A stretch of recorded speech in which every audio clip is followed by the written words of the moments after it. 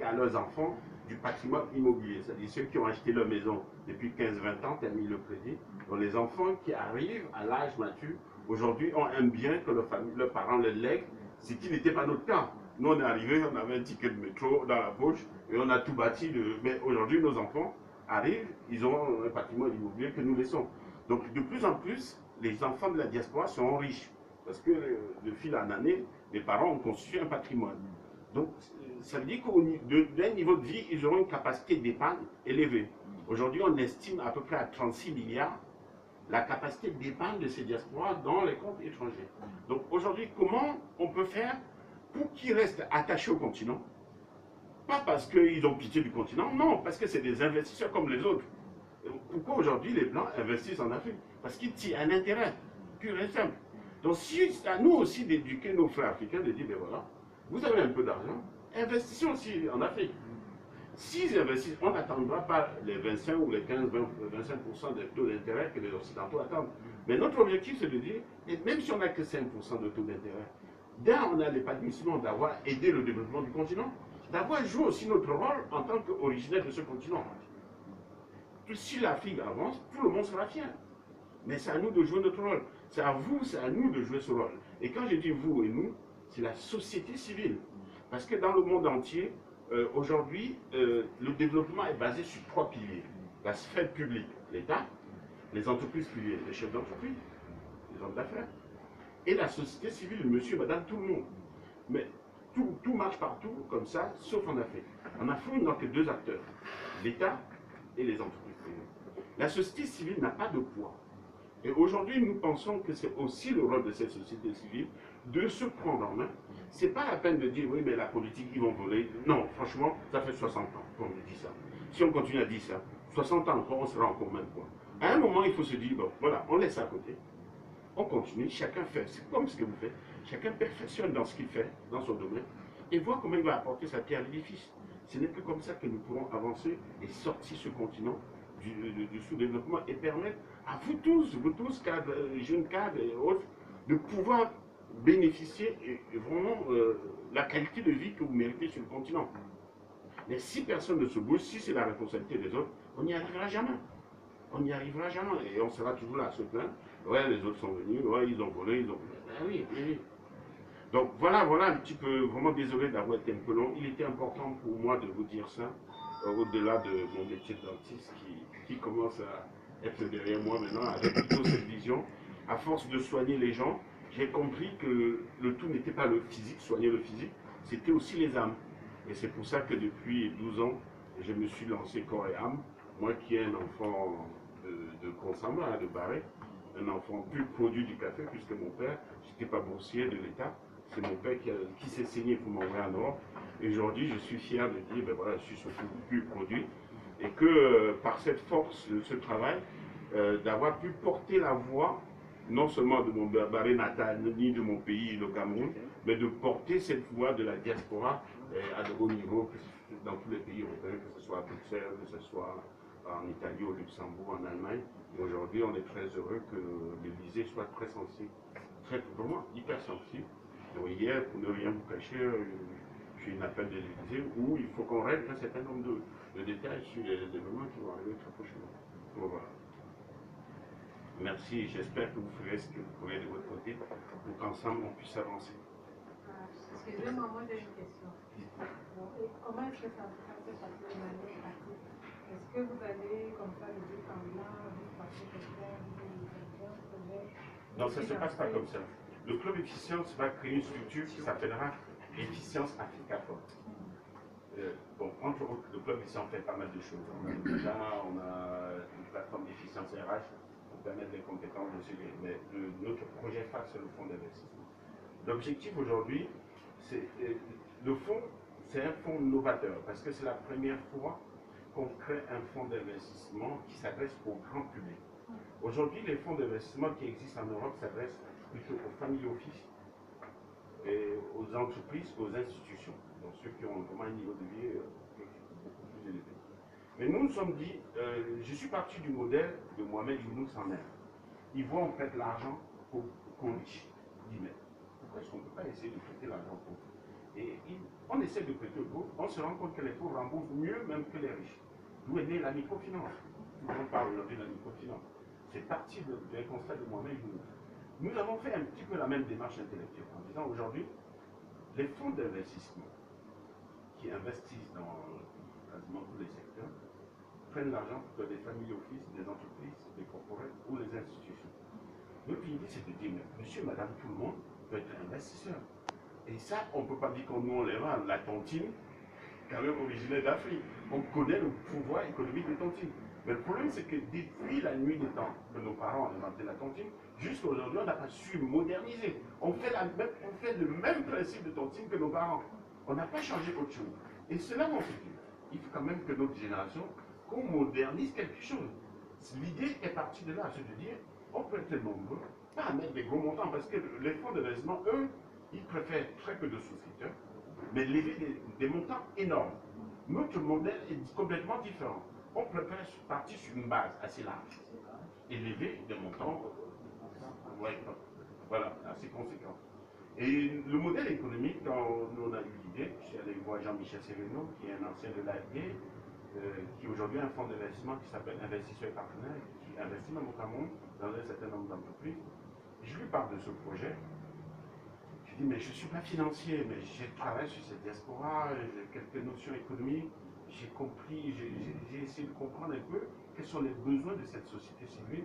Je me rends compte aujourd'hui, on ne peut pas travailler avec l'Afrique sans travailler avec les Africains. C'est quelque chose, l'Africain ne peut considérer un investissement que s'il a mis lui-même ses propres intérêts dedans. Ça c'est clair. Sinon il va dire bon, c'est l'affaire des autres. Et c'est comme ça que lui présentant le projet, il me dit quel est le modèle économique ici? En France, si on ne prend que la France, on a 5 millions de diaspora. Sur les 5 millions, l'objectif n'est pas de convaincre 50% ni 30%. C'est de convaincre 2%. 2% de 5 millions, ça fait 100 000 personnes. Si chacun met 50 € par mois sur 10 mois, ça fait 500 € par an par personne. On multiplie par 100 000, on lève les 50 millions. Mais ça sera encore plus grand si on étend à la Belgique, si on étend à l'Italie, au Luxembourg, à l'Allemagne et tous ces pays environnants où il y a beaucoup de diaspora.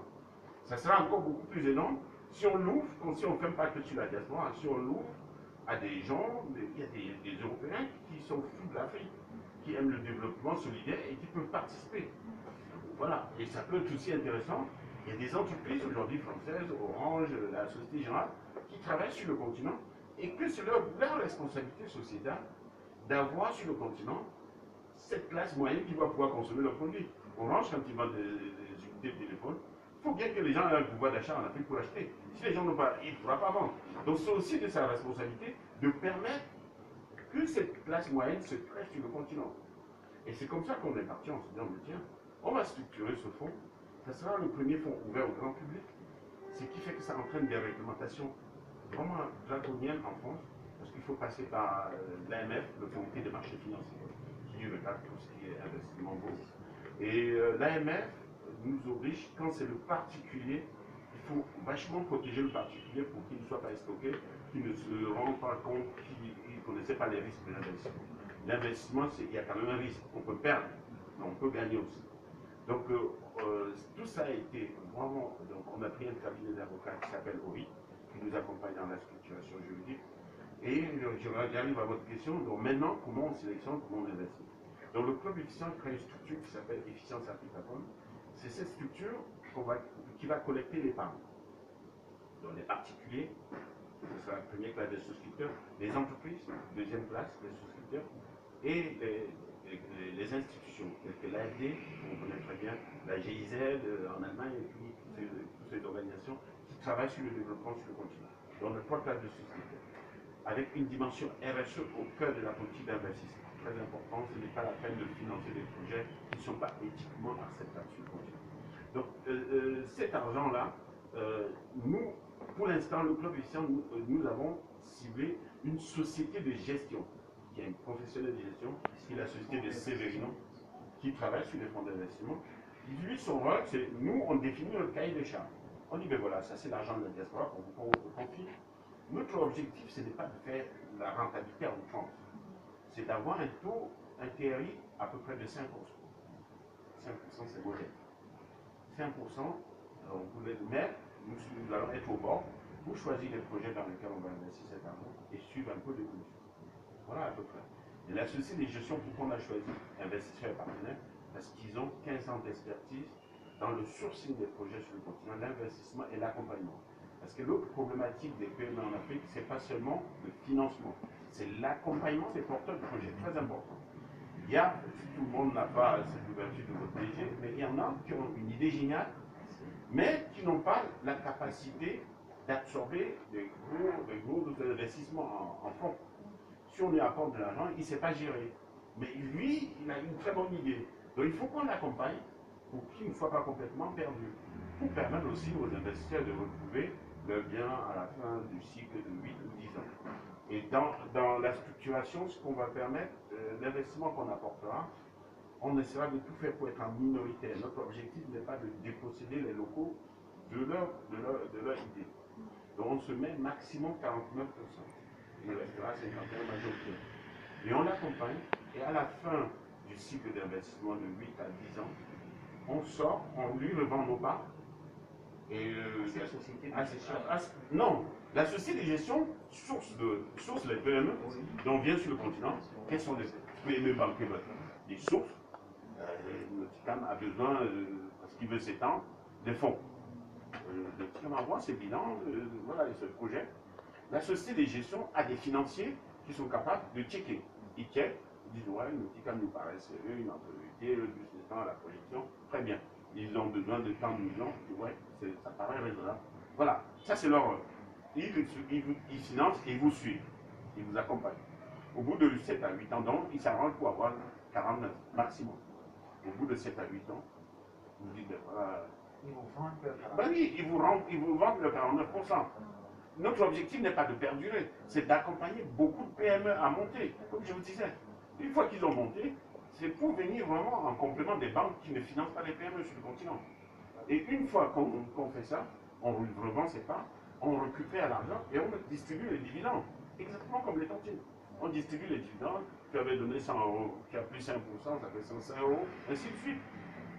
Et on distribue. Après, maintenant, si tu veux réinvestir dans le prochain fonds, tu réinvestis. Si tu ne veux pas, tu repars avec ton argent. Il n'y a pas de problème. Mais notre rôle, c'est d'entraîner, au lieu de mettre, parce que sinon on ne met pas cet argent sur le continent, les gens vont mettre dans leur livret d'épargne en Europe, et ça permet aux multinationales de s'enrichir encore plus. C'est ça la problématique. Alors qu'on peut gagner même un peu plus, parce qu'aujourd'hui en Europe, quand vous laissez sur le livret A, c'est à peine 1%. Voilà, 0,75. Donc aujourd'hui, si on l'investit en Afrique et qu'on a 5%, ça fait 4 points de plus que en Europe. Et on aura l'épanouissement d'avoir permis le développement du continent. C'est formidable. Et surtout entraîner une dynamique de se dire qu'on ne soit plus dans l'enchaînement de se dire, ben voilà, l'Afrique, on est là toujours tout le temps là. Mais non, c'est montrer qu'ensemble, on peut réussir des challenges sans avoir besoin des autres.